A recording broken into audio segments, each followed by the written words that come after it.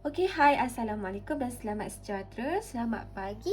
Jadi minggu ni adalah minggu yang terakhir kita akan buat kelas online dan minggu depan cuti dan 5 April kita akan masuk sekolah. Okey, jadi kita akan jumpa face to face. Okey. Okey, sebelum kita mula kelas kita hari ni, cikgu akan sediakan video kepada kamu. Okey, kita akan masuk bab baru iaitu bab 3. Okey, sebelum tu cikgu nak awak bersedia. Make sure dah mandi, dah breakfast, dan sediakan marker ataupun pen ataupun pembaris dan pemadam, juga kertas ataupun buku nota. Sedia depan handphone dan kalau nak ada air kosong kat tepi ataupun air sesuka boleh. Make sure kamu bersedia untuk masuk ke kelas. Masuk ke kelas. Disebabkan kelas pagi, kita kena fresh, kita kena cergas dan kita kena bersemangat untuk kelas yang pertama. Pastikan awak ada nota, kertas dan juga pen dekat depan awak untuk awak catat nota yang cikgu akan tunjuk selepas ini.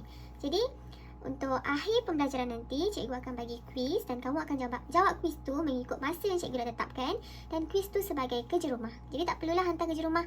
Kamu jawab kuis tu, kiranya kamu dah jawab kerja rumah. Jadi kita akan teruskan dengan pembelajaran kita selepas ini. So stay tune guys. Untuk pembelajaran kita hari ini, kita akan masuk bab baru iaitu bab 3. Bab 3, penakulan logik. Sebelum tu, apa maksud penakulan logik ni? Nak sebut pun susah ni cikgu. Macam mana nak pronounce ni? Tak apa, jangan kisah pasal pronunciation tu. Tak kisahlah penaklulan ke, penakulan ke, tak kisahlah. Tapi mengikut dari segi bahasa ataupun kamus, penakulan tu bermaksud kita membuat penilaian menggunakan akal ataupun logik. Kita membuat penilaian. Cikgu, kalau kita fail bab 3 ni, maksudnya kita tak ada akal ke? Bukan macam tu. Itu hanyalah maksud bagi penakulan. Jadi bab ni mudah je. Kalau kita faham, awak dengar apa yang cikgu cakap, awak faham daripada awal, InsyaAllah kita boleh skor topik ni. Jadi yang pertama sekali, apa maksud pernyataan? Pernyataan. Apa maksud pernyataan ni?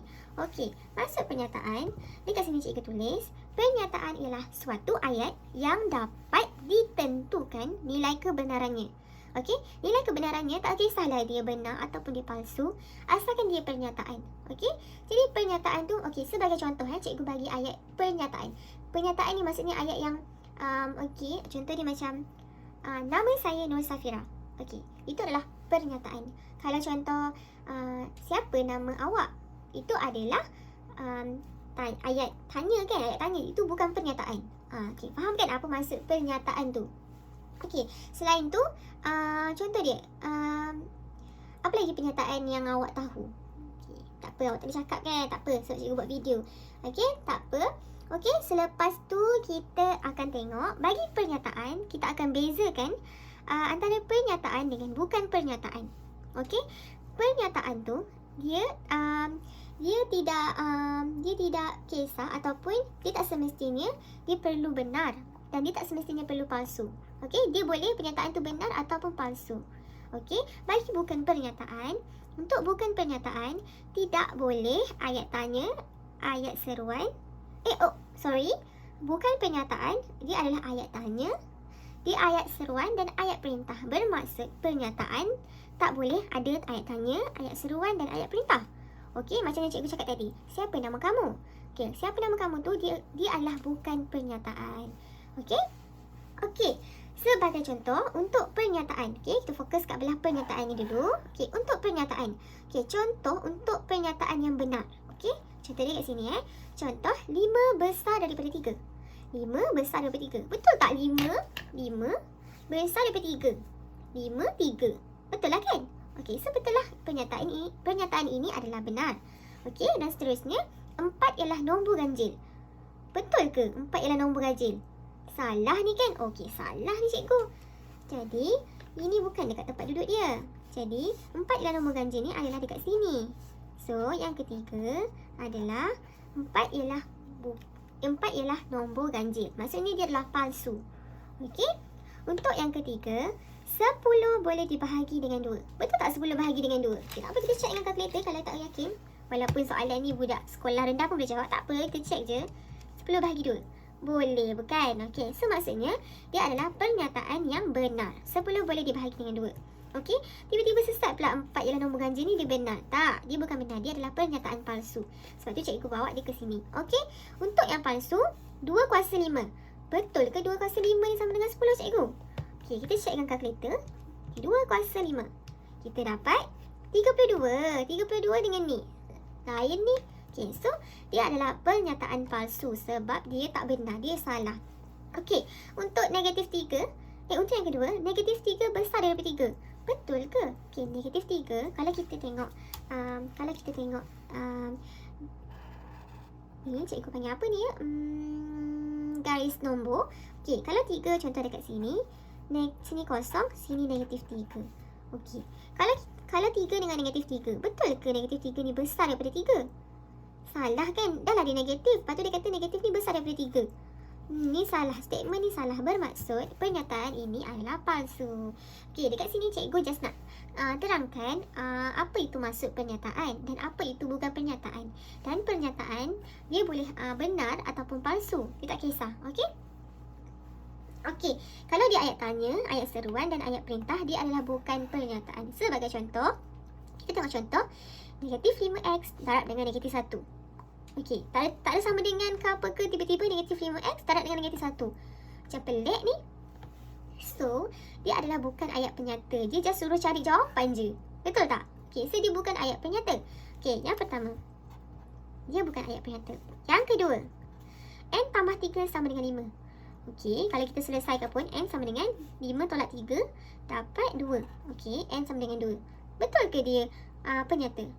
Tiba-tiba kan dia suruh kita buat macam tu. So dia bukan ayat penyata. So dia bukan penyata. Okey? Kalau penyata, dia suatu ayat yang dapat ditentukan nilai kebenaran dia. Kalau macam ni, n sama dengan 2, macam mana kita nak tahu dia benar ke tak? Betul tak? Okey, itu maksud cikgu bukan penyata dan penyata. Okay, seterusnya kita tengok contoh 1. Okey, contoh 1. Untuk contoh 1 ni, kita tentukan sama ada ayat-ayat di bawah ni adalah penyata ataupun bukan penyata. Okey, gunakan pen hijau untuk pernyataan dan pen merah untuk bukan pernyataan. Okey, yang pertama, tolong hantar buku kerja. Tolong hantar buku kerja. Ini macam ayat perintah je. Betul tak? Cikgu cakap tadi kalau ayat perintah, ayat tanya dan ayat seru, dia bukan pernyataan. So, yang pertama ni, dia bukan pernyataan. So, kita cross dia. Okey. Yang kedua, Menara Kuala Lumpur ialah menara yang paling tinggi di Malaysia. Okey. Betul, Menara Kuala Lumpur memang adalah menara paling tinggi dekat Malaysia. Jadi, dia adalah pernyataan. Okey, dia benar. Okey. Dan dia pun tak tanya kita betul ke Menara Kuala Lumpur ni menara yang paling tinggi. Dia just bagi kita statement ataupun pernyataan yang menyatakan bahawa Menara Kuala Lumpur tu adalah menara yang paling tinggi dekat Malaysia. Okey, yang seterusnya, bagaimana anda ke sekolah? Bukan ayat penyata. Ini adalah ayat tanya. Betul tak? So, cross. Okey, untuk D, X tambah 3 sama dengan 5. Kita dah buat kan contoh ni tadi. X tambah 3 sama dengan 5. Macam mana kita nak tentukan dia itu adalah benar? Atau macam mana kita nak tahu dia adalah pernyataan? So, dia bukan pernyataan. Dia adalah lebih kepada persamaan je. Okey, so dia bukan pernyataan. Okey, untuk E. Okey, untuk E. Negatif 6 kecil daripada negatif 8. Betul tak ni? Betul tak? Yang ni, maksud cikgu, untuk X tambah 3 sama dengan 5 ni, dia adalah, dia macam mana nak cakap? Kita tak tahu dia betul ke tak. Kita tak tahu pun nilai X tu betul ke tak. Kalau kita selesaikan X tambah 3 sama dengan 5 ni, kalau kita dapatkan nilai X pun, kita tak tahu nilai X tu betul ke tak. So, dia bukan ayat penyata. Untuk E, negatif 6 kecil daripada negatif 8. Betul tak? Kita tengok Okey, contoh lain ni garis nombor cikgu. Negatif 6 dekat sini. Negatif 7. Negatif 8. So, dia adalah negatif 6 dengan negatif 8. Okey, dia kalau dia ke kanan, dia makin membesar. Dia akan makin besar nilai dia. Kalau ke kiri, dia adalah makin kecil nilai dia. Jadi, untuk 6 dengan negatif 8. Betul ke? Negatif 6 ni kecil daripada negatif 8. Okey, negatif 6 ni kecil daripada negatif 8. Salah kan? So, negatif 6 ni adalah lagi besar daripada negatif 8. Tetapi dia adalah, walaupun dia tak betul, dia palsu, tapi dia masih pernyataan. Dia masih pernyataan. Disebabkan itu, dia adalah right. Okey, sebab dia masih pernyataan walaupun dia palsu. Okey, jadi kat situ cikgu dah tunjuk macam mana kita nak klasifikasikan yang mana pernyataan dan yang mana bukan pernyataan. Seterusnya kita nak tentukan sama ada dia benar ataupun palsu. Okey, ketiga-tiga A, B, C ni, tiga-tiga ni adalah pernyataan. Okey, jadi kita nak tentukan sama ada dia benar atau palsu je. Kita guna pen hijau macam tadi, merah untuk salah, hijau untuk benar. Okey, jadi untuk A, X tambah Y kuasa 2 sama dengan X kuasa 2 tambah 2Y. Okey, macam mana kita nak tentukan ni? Okey, sebagai contoh, cikgu ambil, okey, contoh X cikgu ambil dia 2 dan Y cikgu ambil dia 3 sebagai contoh. And then kita masukkan dalam persamaan ni. Okey, 2 tambah 3 kuasa 2. Okey, 2 tambah 3 kuasa 2 sama dengan 2 kuasa 2 tambah 2 darab dengan Y 3. Okey, betul tak sama ni? Okey, kita guna kalkulator, betul tak sama?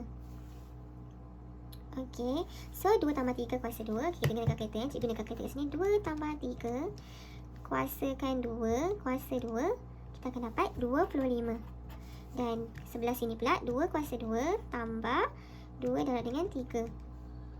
10. Alamak, dia tak sama.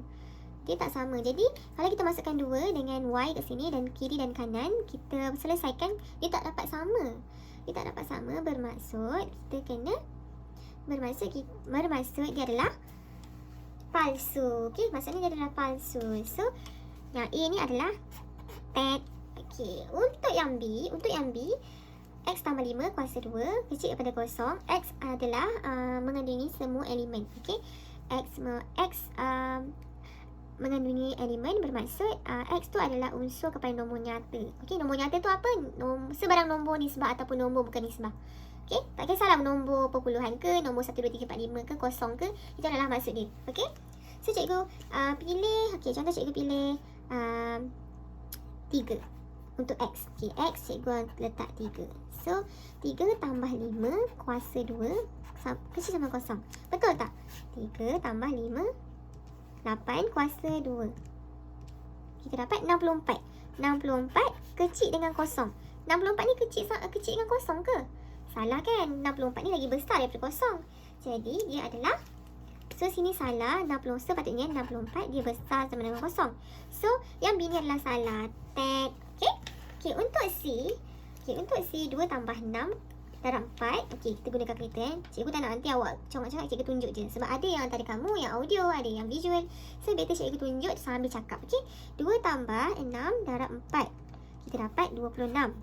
Besar 4 kat sini pula. Cikgu selesaikan 4 tambah 6 darab dengan 2. 16. Okey. 26 besar daripada 16. Betul tak? Betul kan? Sebab 26 tu lagi besar daripada 16. So, dia adalah betul. Ting. Okey. So, itu adalah pernyataan sama ada dia benar atau palsu. Macam mana kita nak tahu dia benar ataupun dia palsu? Kita kena cari nilai dia. Okey? Sebagai contoh ni, kita kena tentukanlah, kita kena masukkan nilai X dia ataupun Y dia untuk kita tentukan sama ada dia benar ataupun dia palsu. Okey?